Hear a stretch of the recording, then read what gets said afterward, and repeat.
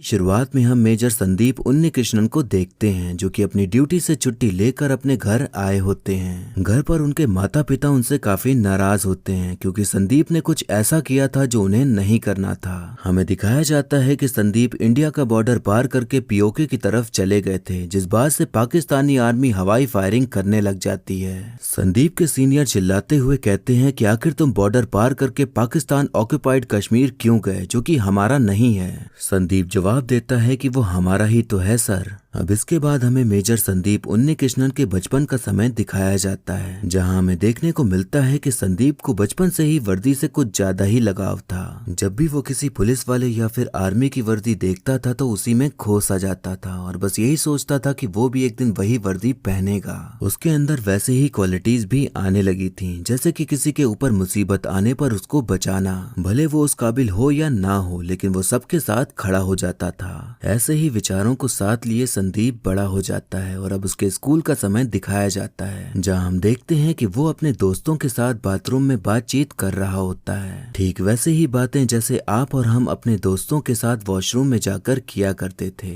तभी वहीं अंदर से एक लड़की बाहर निकलती है, जिसे देखकर सबका मुंह खुला का खुला रह जाता है क्योंकि वो बॉयज वॉशरूम था। लड़की कहती है कि गर्ल्स वॉशरूम भरा हुआ था तो मैं यहाँ आ गई थी, लेकिन फिर तुम लोग आ गए। संदीप उसकी बातों से ज्यादा उस पर ध्यान देते हुए उसको ही देखे जा रहा होता है, जैसे कि उसे पहली नजर में ही उससे प्यार हो गया हो। संदीप उससे बात करने का ट्राई करता है, लेकिन वो लड़की जिसका नाम ईशा होता है वो उसे ज्यादा भाव नहीं देती और वहां से जाने लग जाती है। तभी संदीप उसकी फोटो खींच लेता है ताकि उसके पास सबूत रहे कि वो बॉयज वॉशरूम में घुसी थी, ताकि ईशा ये कंप्लेन ना कर सके कि वो लोग वॉशरूम में क्या क्या चीजें कर रहे थे। ईशा बहुत अमीर घर की बेटी थी, लेकिन ये अमीरी उसके लिए मायने नहीं रखती थी क्योंकि उसके पिताजी काम में बिजी रहते थे और उसकी माँ पार्टीज करती रहती थी और उसे अकेले ही अपना जीवन बिताना पड़ता था। तो उसके पास पैसे तो थे, लेकिन माँ बाप की केयरिंग और प्यार उसे नहीं मिल पाता था। अब हम देखते हैं कि संदीप किसी भी बहाने से ईशा से बात करने की कोशिश करने लग जाता है। ईशा को पहले संदीप अच्छा नहीं लगता, लेकिन उसके हंसमुख और केयरिंग नेचर को देखते हुए वो उसे पसंद आने लग जाता है। फिर धीरे धीरे दोनों ही एक दूसरे को काफी अच्छे से जानने लग जाते हैं। दोस्ती से बढ़कर भी उनके बीच फीलिंग आने लग जाती है। ऐसे ही प्यार और पढ़ाई करते हुए स्कूल टाइम बीत जाता है और फेयरवेल का दिन आ जाता है, जहां पर सभी को उस तरह की ड्रेस पहन के आनी थी जो वो अपनी लाइफ में बनना चाहते थे। हम देखते हैं कि संदीप नेवी की यूनिफॉर्म पहनकर आता है क्योंकि उसका बचपन से ही नेवी में जाने का सपना था और उसको साकार करने में लगा हुआ था। और उसे देखकर ईशा एकदम इम्प्रेस हो जाती है क्योंकि वो उस यूनिफॉर्म में काफी अच्छा लग रहा था। फेयरवेल पार्टी खत्म हो जाने के बाद दोनों लोग कार से घर जा रहे होते हैं। तभी ईशा संदीप से अपने प्यार का इजहार करने के लिए वो 3 जादुई शब्द बोलने के लिए आगे बढ़ती है, लेकिन तभी संदीप को दिखाई पड़ता है कि उसके मोहल्ले में एक आदमी अपनी बीवी को मार पीट रहा है। संदीप को दिखाई पड़ता है कि आदमी के पास एक बोतल है, तो उसे लगता है कि वो एसिड है, तो वो बिना कुछ सोचे समझे औरत के सामने खड़ा हो जाता है। लेकिन फिर पता चलता है कि बोतल में एसिड नहीं बल्कि देसी दारू है। ये नजारा देखकर ईशा काफी डर जाती है क्योंकि अगर वो सच में एसिड होता तो संदीप के साथ कुछ भी हो सकता था। संदीप जब घर जाता है तो उसके माँ बाप और बहन बाहर ही खड़े होते हैं और तब यहाँ पता चलता है कि संदीप ने जो नेवी के लिए अप्लाई किया था उसमें वो रिजेक्ट हो गया है, जिस बात से संदीप काफी दुखी हो जाता है क्योंकि उसका बचपन का सपना टूट गया था। संदीप के पिता को इस बात का दुख बिल्कुल भी नहीं था कि वो रिजेक्ट हो गया था, बल्कि वो इस बात पर उस पर गुस्सा कर रहे थे कि उसने नेवी का फॉर्म भरा ही क्यों था, क्योंकि संदीप के माता पिता बिल्कुल भी नहीं चाहते थे कि वो नेवी में जाए, बल्कि ये चाहते थे कि वो अपनी पढ़ाई करके नौकरी करे और साधारण तरीके से अपना जीवन बिताए। ईशा संदीप से कहती है कि तुम उस वक्त बिना कुछ सोचे समझे बचाने के लिए चले गए थे और अगर वो सच में एसिड होता तो क्या होता, और अब तुम नेवी में जाना चाहते हो तो हमारा सिर्फ दोस्त बने ही रहना सही है, क्योंकि हमेशा तो मैंने अपने माँ बाप का इंतजार ही किया है, तो अब मैं नहीं चाहती कि मैं तुम्हारा भी इंतजार करते रह जाऊं। संदीप कहता है कि अब तो मैं वैसे भी नहीं जा सकता क्योंकि मुझे रिजेक्ट कर दिया है। ईशा कहती है कि तुम इस रिजेक्शन से रुकने तो नहीं वाले और वर्दी सिर्फ नेवी में ही नहीं होती है। ये सुनकर संदीप का दिमाग खुलता है और समझता है कि सिर्फ नेवी ही ऐसी जगह नहीं है जहां वो वर्दी पहनकर सबकी रक्षा कर सकता है, बल्कि और भी कई पोस्ट हैं। तो वो अपने घर वालों के सामने जाकर अपने पिता से आंखें मिलाते हुए कह देता है कि वो इंडियन आर्मी ज्वाइन करना चाहता है। घर वाले जानते थे कि संदीप ने जो तय किया था वो उसे पाकर ही रहेगा और ऐसा होता भी है। काफी मेहनत करने के बाद संदीप का इंडियन आर्मी में सिलेक्शन हो जाता है और ट्रेनिंग के लिए वो घर से जा रहा होता है। पिताजी उस समय भी पूरे मन से राजी नहीं थे, लेकिन अपने बेटे का सपना पूरा होता देख वो अपनी चिंता को किनारे करते हुए उसे गले लगाकर आशीर्वाद देकर जाने देते हैं। अब हम देखते हैं कि संदीप ट्रेनिंग एकेडमी में पहुंच जाता है और वहां बाकी ऑफिसर्स के साथ साथ उसकी ट्रेनिंग भी शुरू हो जाती है। वहां सभी को इस तरह से ट्रेंड किया जा रहा था कि वो किसी भी मुसीबत में खुद संभल सकें और हर तरह के चैलेंजेस पार कर सकें। वहां सभी को सिखाया जा रहा था कि आपकी ड्यूटी सिर्फ लड़ना या मरना नहीं, बल्कि लोगों को बचाना भी आपकी ड्यूटी है। संदीप के दिल में ईशा के लिए फीलिंग्स अब भी बरकरार थीं, तो वो उसे प्रेम पत्र लिखकर भेजा करता था, पर ईशा की तरफ से कोई भी जवाब नहीं आता था, जिस बात से संदीप के मन में उदासी बनी रहती थी और उसे ऐसा लगने लगा था कि जैसे वो उसे भूल गई हो। हम देखते हैं कि ट्रेनिंग के दौरान सीनियर ऑफिसर सबसे सवाल करते हैं कि वो ट्रेनिंग के बाद क्या बनेंगे। तो एक लड़का कहता है कि हम मर्द बनेंगे जो देश के लिए लड़ते हैं। फिर कोई कहता है कि हम लोगों को बचाने वाले बनेंगे। तभी संदीप कहता है कि हम सोल्जर्स बनेंगे। सीनियर ऑफिसर उससे सवाल करता है कि तुम ही बताओ कि आखिर फौजी के मायने क्या होते हैं। तो उस वक्त संदीप के पास इसका जवाब नहीं होता। काफी मेहनत और लगन से ट्रेनिंग करते हुए कई महीने बीत जाते हैं और इस दौरान सीनियर द्वारा पूछे गए उस सवाल का जवाब भी संदीप को मिल जाता है। संदीप कहता है कि फौजी होने के मायने क्या हैं, इस सवाल का जवाब नहीं दिया जा सकता, बस उसे जिया जा सकता है और मैं वादा करता हूँ कि अब से मेरी जिंदगी का हर पल इस सवाल का जवाब बनेगा। अब हम देखते हैं कि एक लड़का संदीप के रूम में आता है और बताता है कि तुम जो लेटर्स अपनी प्रेमिका के लिए लिखते हो वो उस तक कभी पहुंचे ही नहीं, क्योंकि एक दूसरा लड़का उन लेटर्स को छुपाकर रख लेता है और तुम्हारी प्रेमिका की तरफ से भी कई लेटर्स आए हैं जो कि उसके ही पास हैं। संदीप तुरंत भागते हुए उस लड़के के पास जाता है और सीधा उसकी गर्दन को पकड़ते हुए पूछता है कि लेटर्स कहाँ हैं। वो लड़का संदीप से चिढ़ता था क्योंकि संदीप उससे हर चीज में आगे था, इसी वजह से उसने ये हरकत की थी। संदीप को अपने और ईशा द्वारा भेजे गए सारे लेटर्स मिल जाते हैं और उनको पढ़ने के बाद पता चलता है कि ईशा अगले ही दिन विदेश जाने वाली है। संदीप बिना कुछ सोचे समझे अपना बैग पैक करके ईशा से मिलने के लिए निकल जाता है और कैसे भी करके वो उसके पास पहुंच ही जाता है, जिसे देखकर ईशा काफी शॉक हो जाती है।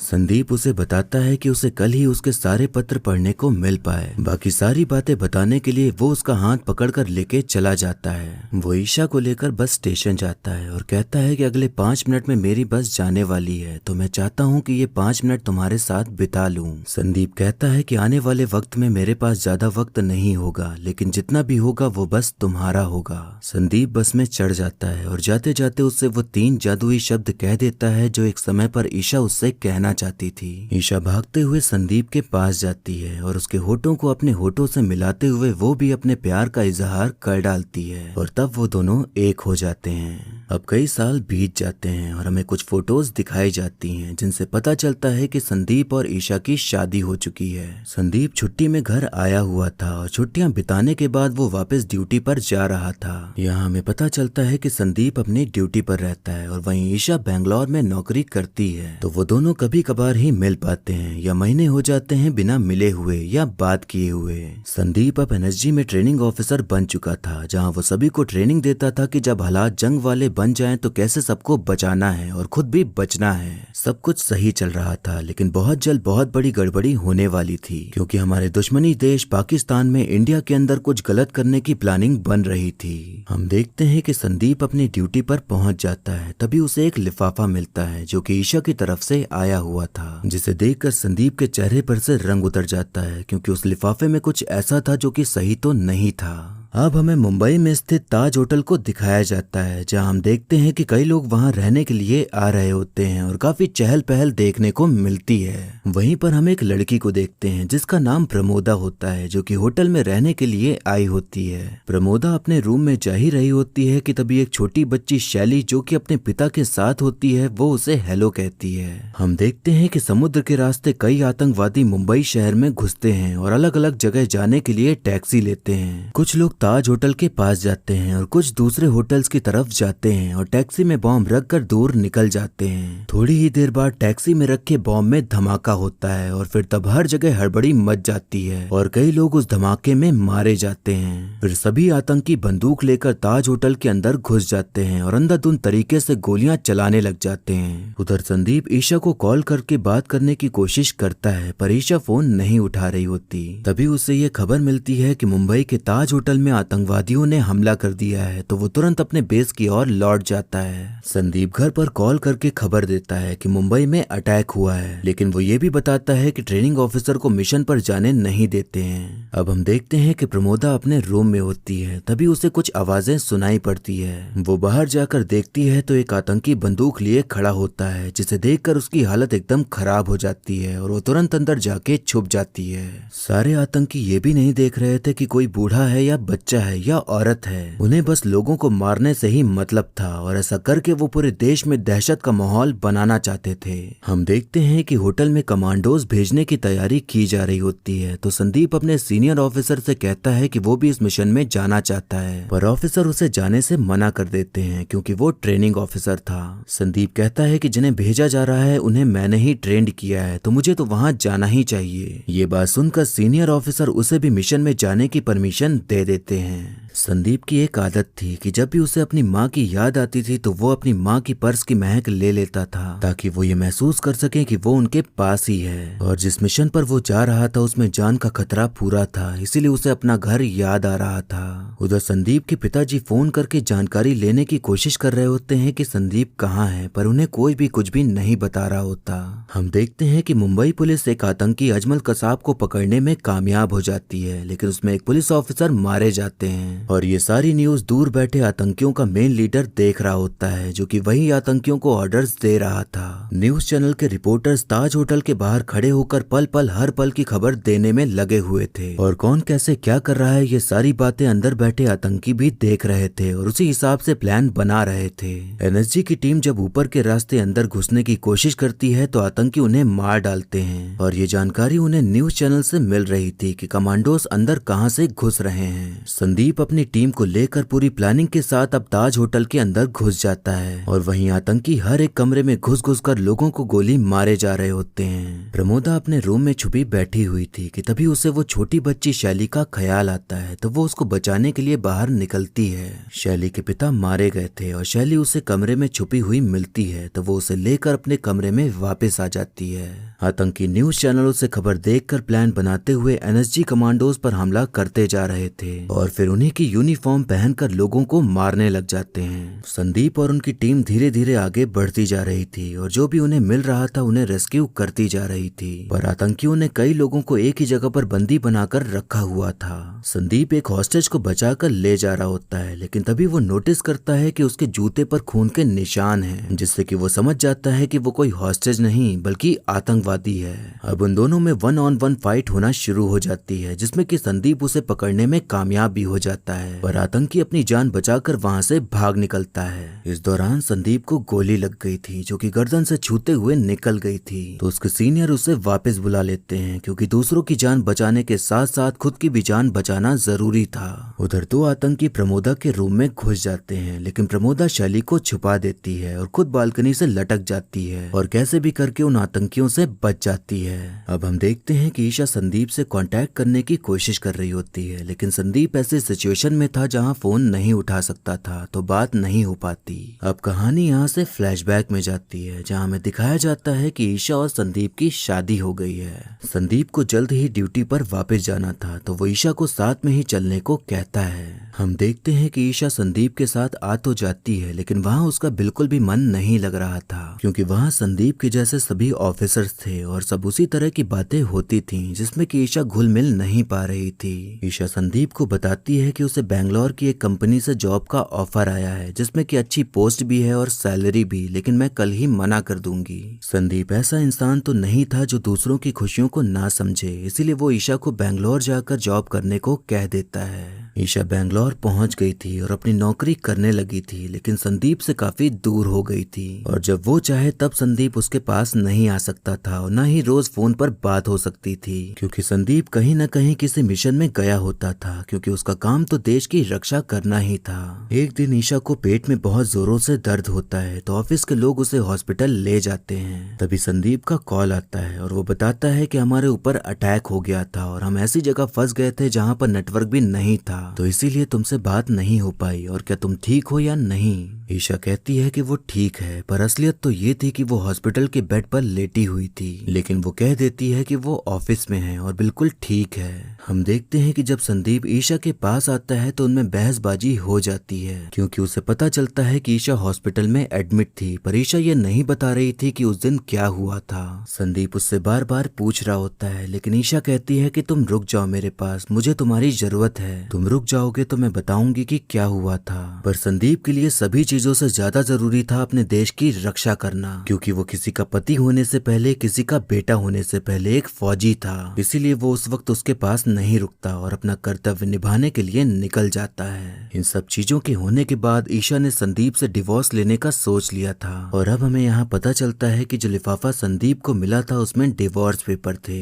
कहानी अब प्रेजेंट में आती है, जहाँ हम देखते हैं कि संदीप के दिमाग में हजारों चीजें चल रही थी, उसके लाइफ में ही काफी उथल पुथल हो रखी थी, लेकिन तब भी वो वहाँ पर मौजूद था और सभी चीजों को साइड करके अपनी ड्यूटी निभाने में लगा हुआ था। संदीप वहीं पर लगी टीवी में देखता है कि न्यूज चैनल वाले सभी कुछ बताने में पड़े हुए हैं, और तब उसे समझ आता है कि आतंकी कैसे इतने चौकन्ने हो रखे हैं कि हमारे लोग मरते जा रहे हैं। संदीप गुस्से में बाहर जाता है और मीडिया वालों से कहता है कि उधर लोग मर रहे हैं और आप लोगों को सिर्फ ब्रेकिंग न्यूज और अपने चैनल की टीआरपी की ही पड़ी हुई है। संदीप कहता है कि स्विमिंग पूल के पास अभी भी 24 हॉस्टेजेस फंसे हुए हैं और वो लोग हमारा इंतजार कर रहे हैं कि हम उन्हें बचाएंगे, इसीलिए आप थोड़ी बुद्धि से काम लीजिए और ये करना बंद करिए।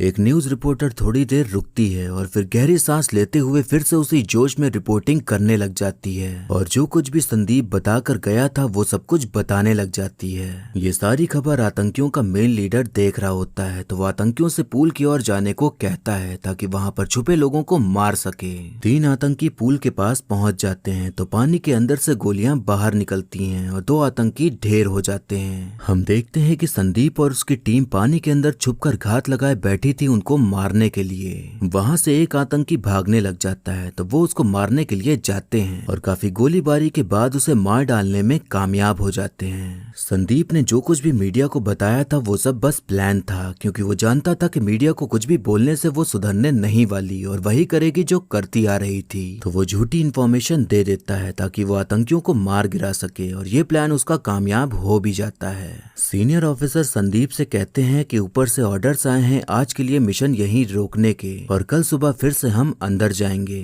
थोड़ी फुर्सत मिलने पर संदीप घर पर कॉल लगाता है, पर कॉल नहीं लग पाता। तभी उसके पास ईशा का फोन आता है तो उससे बात होती है। संदीप उससे कहता है कि हम अब भी साथ रह सकते हैं, लेकिन ईशा कहती है कि तुम मेरे साथ तभी होते हो जब देश को तुम्हारी जरूरत नहीं होती। हर किसी को तुम्हारे सैक्रिफाइसेस दिखते हैं, लेकिन उन सैक्रिफाइसेस का क्या जो हम करते हैं ताकि तुम अपनी ड्यूटी कर सको। संदीप कहता है कि मैं तुम्हारे सैक्रिफाइसेस को समझ सकता हूँ, और अगर 2 लोगों के बीच प्रॉब्लम्स होती हैं तो वो लड़ते हैं, झगड़ते हैं, लेकिन ऐसे अलग नहीं हो जाते।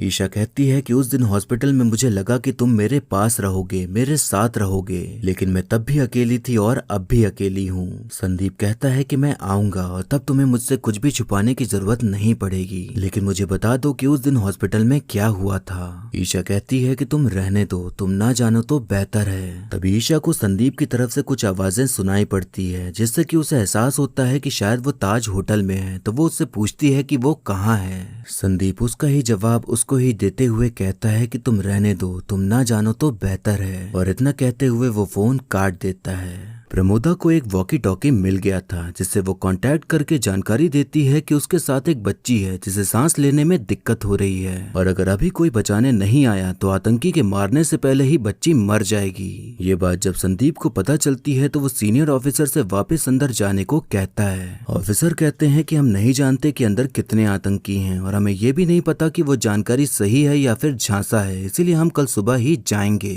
संदीप कहता है कि वो लोग उन्हें मारने के लिए सुबह तक का वेट नहीं करेंगे, और अगर हमारी वजह से किसी एक की भी जान गई तो मैं कभी भी अपने आप को सोल्जर नहीं कहला पाऊंगा। सीनियर ऑफिसर कहते हैं कि मैं जानता हूं कि तुम उन दोनों को बचाना चाहते हो, लेकिन उन तक पहुंच पाना आसान नहीं होगा और बचाने के लिए हमारा बचा होना जरूरी है, और आतंकी तो बस मरना और मारना ही जानते हैं। और तुम बताओ कि इस वक्त उनको बचाने के लिए हमारे कितने सोल्जर्स को गंवाने के लिए मैं तैयार रहूं। संदीप जवाब देता है कि बस एक। सोल्जर का मतलब सिर्फ ये नहीं होता कि हिम्मत के साथ लड़ना, बल्कि होता है सबकी हिम्मत बनना। और इतना कहते ही वो प्रमोदा को बचाने के लिए निकल जाता है। संदीप अकेले ही होटल के अंदर घुसता है और सब जगह टीयर गैस फेंक कर आतंकियों के ऊपर गोली चलाने लग जाता है और एक एक करके सभी को घायल करते जा रहा होता है। अपनी सारी ट्रेनिंग और टेक्निक्स का इस्तेमाल करते हुए वो प्रमोदा और उस बच्ची को वहां से निकालने में कामयाब हो जाता है, लेकिन तभी सारे बचे हुए आतंकी एकजुट होकर संदीप पर हमला कर देते हैं, जिस वजह से वो बाहर नहीं जा पाता और वहीं पर उनसे मुकाबला करने लग जाता है ताकि आतंकी बाहर की ओर ना जा सके। बाकी ऑफिसर्स अंदर जाने की कोशिश करते हैं पर आतंकी बॉम्ब ब्लास्ट कर देते हैं, जिसकी वजह से जाने का रास्ता ही बंद हो जाता है। अब सिर्फ अकेला संदीप ही वहां रह गया था उन आतंकियों से लड़ने के लिए, और वो लगातार उन पर हमला करके उनको घायल करते जा रहा होता है। पूरे जोश के साथ हिम्मत बटोरते हुए संदीप लगातार उन पर अटैक करके उन सभी आतंकियों की ऐसी तैसी कर डालता है, लेकिन तभी एक आतंकवादी पीछे से आकर संदीप के ऊपर गोली चला देता है। आतंकियों का ईमान और धर्म होकर भी उनका कोई ईमान धर्म नहीं था, क्योंकि उसने पीछे से वार किया था, जो कि कायरों का काम होता है। संदीप तब भी हार नहीं मानता और जख्मी हालत में होते हुए भी वो उन आतंकियों का सामना करते हुए उनको मारते जा रहा होता है। उन आतंकियों का मेन लीडर बार बार पीछे से हमला किए जा रहा था, लेकिन संदीप उसे पकड़ने में कामयाब हो जाता है और फिर पूरी जान लगाकर उस आतंकी की जान निकाल देता है। नीचे से ऑफिसर्स ऊपर आने की कोशिश कर रहे होते हैं, लेकिन दो आतंकी जो कि बचे हुए थे वो लगातार दरवाजे की ओर फायरिंग किए जा रहे होते हैं। तभी संदीप सभी ऑफिसर्स से कहता है कि कोई भी ऊपर मत आना, मैं संभाल लूंगा। इतना कहने के बाद संदीप पूरी तरह से घायल होकर भी लगातार आतंकवादियों पर गोली चलाते जा रहा होता है और उनको एक कोने में कर देता है ताकि वो कहीं से भाग ना सके। संदीप की धीरे धीरे आंखें बंद होने लग जाती हैं और उसे एहसास होने लग जाता है कि वो अब अपनी आखिरी सांसें ले रहा है। संदीप को अपने माता पिता की आवाजें सुनाई देने लग जाती हैं और वो उन्हें महसूस करते हुए उनको इमेजिन करने लग जाता है कि जैसे कि वो उन्हें बुला रहे हो। संदीप अपने पिता को अपने सामने फील करता है और आखिरी बार सभी को याद करते करते उसकी आंखें बंद हो जाती हैं और वो अपने देश के लोगों की रक्षा करते हुए वीर गति को प्राप्त हो जाता है। ऑफिसर्स एक बॉम्ब फेंक कर आखिरी आतंकवादी को भी मार डालते हैं, लेकिन तब तक बहुत देर हो चुकी थी, क्योंकि अब संदीप इस दुनिया में नहीं रह गए थे। वहाँ सभी ऑफिसर संदीप को सम्मान देने के लिए अपने घुटने के बल बैठ जाते हैं, क्योंकि उन्होंने जो बलिदान दिया था वो बहुत ही बड़ा था। उधर संदीप के पिताजी फोन पर फोन करने में पड़े हुए थे ये पता लगाने के लिए कि उनका बेटा कहाँ पर है, लेकिन तभी उन्हें टीवी पर खबर देखने मिलती है कि एनएसजी के ट्रेनिंग कमांडर संदीप उन्नीकृष्णन अब इस दुनिया में नहीं रहे, लेकिन वो हमेशा याद किए जाएंगे। ये खबर देखकर संदीप के माता पिता का दिल एकदम दहल जाता है और सांसें एक पल के लिए रुक जाती हैं और आंखों से आंसू बहना शुरू हो जाते हैं, क्योंकि किसी को अपने बेटे की मरने की खबर इस तरह मिलना पैरों तले जमीन खिसकने जैसा ही था। कुछ समय बाद मेजर संदीप उन्नीकृष्णन की डेड बॉडी उनके घर वापस आती है, जहां उनको पूरे सम्मान के साथ श्रद्धांजलि दी जाती है। सीनियर ऑफिसर ईशा को डिवोर्स पेपर देते हुए कहते हैं कि उसने इस पर साइन नहीं किए। ये देखकर ईशा खूब रोती है, क्योंकि संदीप उससे कभी भी अलग होना नहीं चाहता था। संदीप के पिता हमेशा से ये चाहते थे कि उनका बेटा उनके कंधे पर बैठकर दुनिया देखे, लेकिन आज वो अपने कंधों पर बैठाकर उन्हें दुनिया दिखा रहा था। यानी कि संदीप को श्रद्धांजलि देने के लिए पूरा शहर आया हुआ था और सभी लोग कह रहे थे कि संदीप उन्नीकृष्णन अमर रहें। और ये सुनकर संदीप के माता पिता को अपने बेटे पर बहुत गर्व हो रहा था। अब हम देखते हैं कि 26/11 आतंकी हमले को 10 साल बीत गए होते हैं, तो जितने भी लोग वीर गति को प्राप्त हुए थे और जिनकी जानें गई थीं, उनको याद करने के लिए एक मेमोरियल डे मनाया जा रहा होता है, जहां संदीप के परिवार को बुलाया गया होता है। पिताजी कहते हैं कि संदीप का आर्मी में होना हमें पसंद नहीं था, लेकिन जब आज मैं उन चेहरों को देखता हूँ जिन्हें उसने बचाया, वो लोग जिसने उनको इंस्पायर किया और कुछ जो उसको हीरो मानते हैं, उन्हें देखकर आज मुझे एहसास हो रहा है कि संदीप सही था। मैंने आज मेरे बेटे की फोटो गांधी जी और भगत सिंह के साथ देखी। मेरा बेटा इतना महान तो नहीं था, लेकिन मैं ये कह सकता हूँ कि वो कुछ अलग था। गांधी जी को नहीं पता था कि वो गुजरने वाले हैं, लेकिन मेरे बेटे ने मौत की आंखों में आंखें डालकर कहा कि तुम मेरी जान ले सकते हो, लेकिन मेरे देश को नहीं। मेरा बेटा मेजर संदीप उन्नीकृष्णन अपनी मौत के लिए नहीं बल्कि अपनी जिंदगी के लिए अमर रहेगा। अब यहाँ पर हमें वो सीन दिखाया जाता है जब संदीप बॉर्डर पार करके पीओके पहुंच गए थे और हम देखते हैं कि वो वहाँ के बच्चों के साथ क्रिकेट खेलने के लिए गए थे। वहाँ के बच्चे उनके साथ खेलकर काफी खुश थे और संदीप को भी उनके साथ खेलकर काफी खुशी मिल रही थी। और फिर इसी सच्ची कहानी के साथ मूवी यहीं पर खत्म हो जाती है।